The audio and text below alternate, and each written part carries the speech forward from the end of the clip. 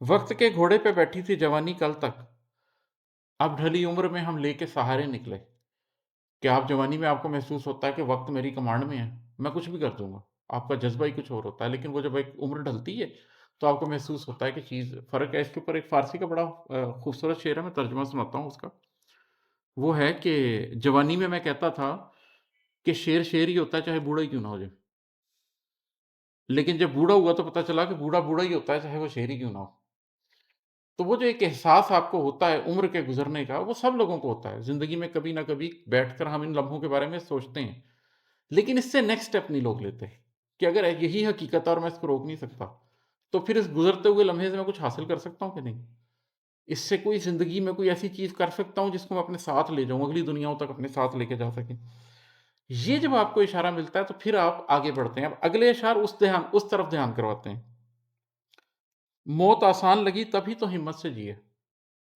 जिंदा रहने के लिए रोज इशारे निकले। Once you face the death, once you face this reality कि मैंने मर जाना है, और आप इससे आंख चुराने की बजाय एक दफा इसको आंखों में आंखें डाल के देखते हैं कि हाँ ये तो होना है, मुझे लोगों ने कंधे पे उठा के दफन कर देना है, और आपको मौत आसान लगने लगती है, तो फिर आपके अंदर से वो फियर खत्म हो जाता है कि मैं जिंदगी में ये ना करूं या वो ना करूं। वो चे गुवेरा कहता था ना कि मैंने कब्रिस्तान में ऐसे बहुत से लोगों की कब्रें देखी हैं जो अपने हक के लिए इसलिए नहीं बोले कि कहीं मारे ना जाए, अभी भी कब्रों में पड़े हुए हैं। ठीक है। खालिद बिन वलीद रज़ी अल्लाह तआला अन्हु ने मौत के टाइम ये कहा कि जो बुज़दिल है वो देखें कि कितनी जंगें लड़ने वाला है, एक बिस्तरे मर्ग के ऊपर मरने वाला है। तो उसको तैयार करने से आप एक्चुअली ज़िंदगी के लिए तैयार हो जाते हैं। मौत की तैयारी से आप ज़िंदगी के लिए तैयार हो जाते हैं। अदरवाइज़ क्या होता है, ये अगले शेर में है। मौत के खौफ से हम भाग गए ज़ीस की समत, गोया हम मौत नहीं खौफ के मारे निकले। कि कुछ लोगों को तो मौत मारती है, कुछ लोगों को वो मौत का खौफ मारता है। ठीक है?